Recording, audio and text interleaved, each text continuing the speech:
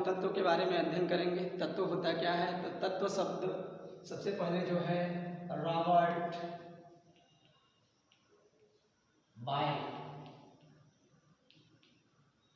ने दिया था और तत्व को इन्होंने परिभाषित किया था कि वह शुद्ध पदार्थ जिसे हम लोग भौतिक तथा रासायनिक विधियों द्वारा विभाजित नहीं कर सकते हैं, तत्व कहलाता है। तत्व का जो आधुनिक परिभाषा है तो हम लोग कह सकते हैं कि ऐसा शुद्ध पदार्थ जो एक ही प्रकार के परमाणु से मिलकर बने होते हैं उन्हें तत्व कहते हैं। एक ही प्रकार के परमाणु, एक ही प्रकार के परमाणु से बने शुद्ध पदार्थ को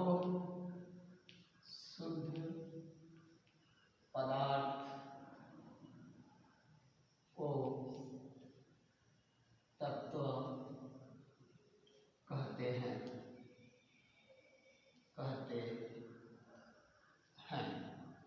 अब हम लोग बात करेंगे तत्व को कितने भागों में बांटा गया है। तो तत्व को 3 भागों में बांटा गया है। पहला धातु, दूसरा अधातु,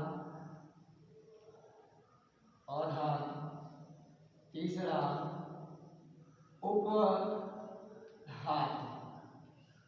धातु को इंग्लिश में हम लोग मेटल्स बोलते हैं, अधातु को नॉन मेटल्स, उपधातु को मेटलाइट्स या सेमी मेटल्स के नाम से हम लोग जानते हैं। अब हम लोग धातु के बारे में अध्ययन करेंगे कि मेटल्स होता क्या है।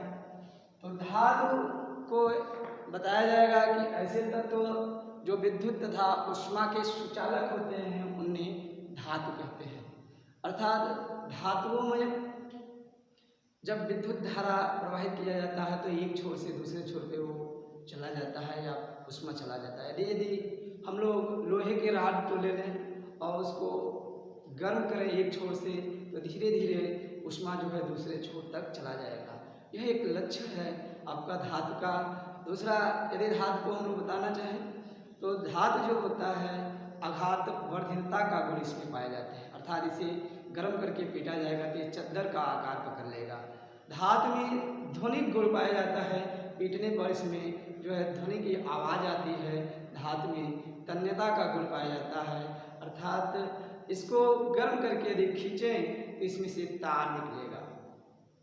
अब यदि हम लोग धातु को रासायनिक आधार पर परिभाषित करें तो कह सकते हैं ऐसे तत्व जो इलेक्ट्रॉन का त्याग करके धनायन बनाए उसे हम लोग धातु कहते हैं। इन्हें विद्युत धनीय तत्व भी कहते हैं। वे तत्व जो इलेक्ट्रॉन त्याग कर धनायन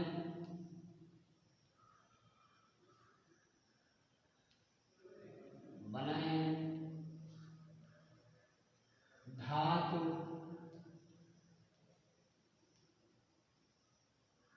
कहलाते हैं।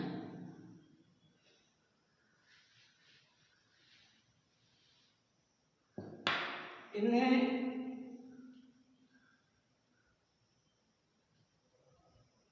विद्युत धनी तत्व भी कहते हैं। एग्जाम्पल के रूप में आप लोग को सोडियम उदाहरण के रूप में लिया जाता है। सोडियम एक धातु है। अब सोडियम जो है इसका सिंबल जो होता है Na होता है। परमाणु क्रमांक इसका 11 होता है। यदि इसका इलेक्ट्रॉनिक विन्यास हम लिखें तो 8 1 है। और प्रत्येक तत्व चाहता है अपने बाह्य कोश में अष्टक का निर्माण करके अस्थायी होना। तो तत्व या तो अपने बाह्य कोश से इलेक्ट्रॉन त्याग करता है या तो इलेक्ट्रॉन ग्रहण करता है, लेकिन धातु जो होते हैं अपने बाह्य कोश से इलेक्ट्रॉन त्याग करके धनायन बनाने की टेंडेंसी रखते हैं। सोडियम अपने बाह्य कोश से एक इलेक्ट्रॉन त्याग करेगा और त्याग करके सोडियम आयन का निर्माण करेगा Na+, और यहाँ इलेक्ट्रॉन निकल गया। इस तरह से सोडियम जो है एक तत्व है। दूसरा एग्जाम्पल के रूप में यदि हम लोग लें मैग्नीशियम, जिसका प्रतीक होता है Mg और परमाणु क्रमांक 12 है, इलेक्ट्रॉनिक विन्यास 2s2 है। इसके बाह्य कोश में अर्थात संयोजी कोश में 2 इलेक्ट्रॉन है और ये 2 इलेक्ट्रॉन त्याग करके Mg++ यानी 2 धनायन का निर्माण करेगा। इस तरह से जो है क्या है आपका धातु है। धातुओं का एक गुण होता है, सभी धातु जो है ठोस अवस्था में पाए जाते हैं, लेकिन इसका एक एक्सेप्शन है, अपवाद स्वरूप एक है जो है मरकरी, जिसको हम लोग पारा भी कहते हैं, जिसका सिंबल है Hg। ये मरकरी है और ये जो है रूम टेम्परेचर पे, कमरे के ताप पे द्रव अवस्था में पाया जाता है। इसके अलावा इसका उपयोग जो हम लोग थर्मामीटर में भी करते हैं, ट्यूबलाइट में भी इसका उपयोग किया जाता है। अभी हम लोग धातु के बारे में जाने हैं, अब अधातु के बारे में जानेंगे। अधातु होता क्या है? तो डिफिनीशन, ये विद्युत तथा ऊष्मा का कुचालक होते हैं।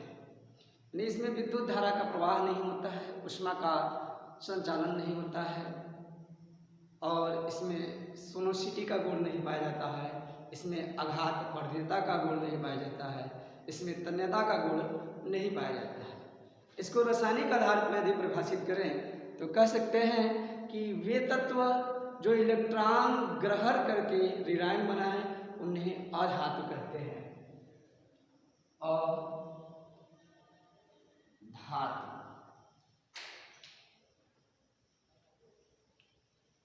वे तत्व जो इलेक्ट्रॉन ग्रहण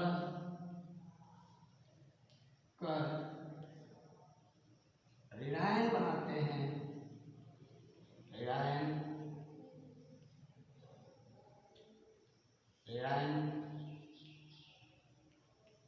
बनाते हैं, अधातु कहलाते हैं। और धातु कहलाते हैं। तो जितने भी अधातु होते हैं वो इलेक्ट्रॉन का ग्रहण करते हैं, इलेक्ट्रॉन को ग्रहण करते हैं और ऋणायन बनाते हैं। इन्हें विद्युत ऋणी तत्व भी कहते हैं। क्या कहते हैं? विद्युत ऋणी तत्व। इन्हें विद्युत ऋणी तत्व भी कहते हैं। आइए चलते हैं हम लोग, इसका उदाहरण लेते हैं। क्लोरीन का सिंबल होता है Cl।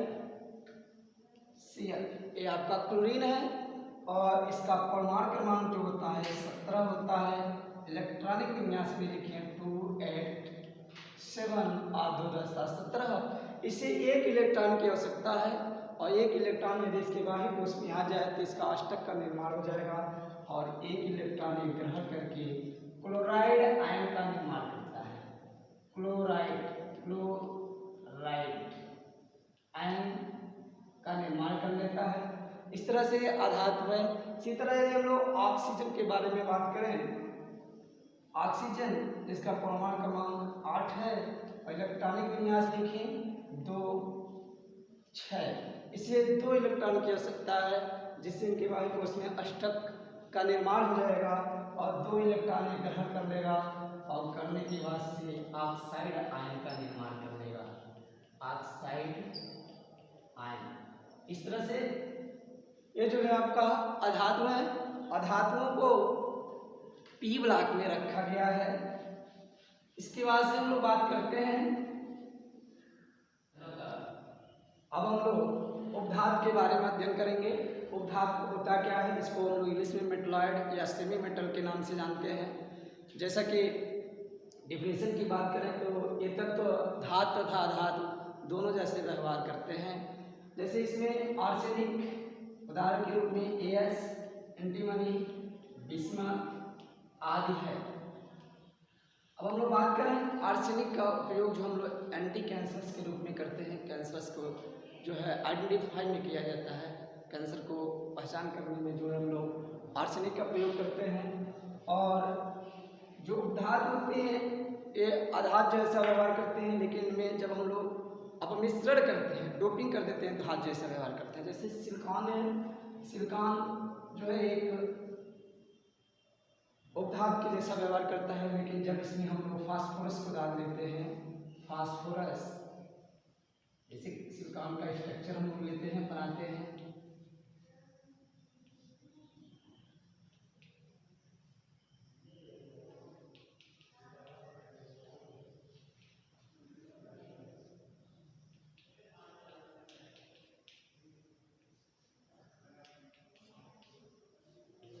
बना दिए सिलिकॉन। ये इस समय जो इसके फ्री इलेक्ट्रॉन नहीं है, यानी इलेक्ट्रॉन स्वतंत्र नहीं है, इसलिए धातु जैसा व्यवहार करेगा,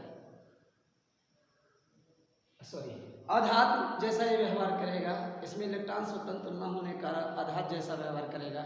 लेकिन जैसे इसको डोपिंग हम लोग करेंगे, इसमें क्या है आपका फास्फोरस डालते हैं तो फास्फोरस का परमाणु क्रमांक 15 होता है, फास्फोरस P परमाणु क्रमांक 15 होता है 285।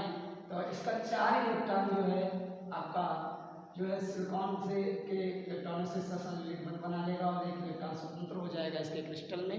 इस तरह से सिलिकॉन जो है क्या करता है आपका धातु जैसा व्यवहार करने लगता है। यदि हम लोग बात करें तो उपधातु जो होता है धातु तथा अधातु दोनों जैसा व्यवहार करता है। धन्यवाद।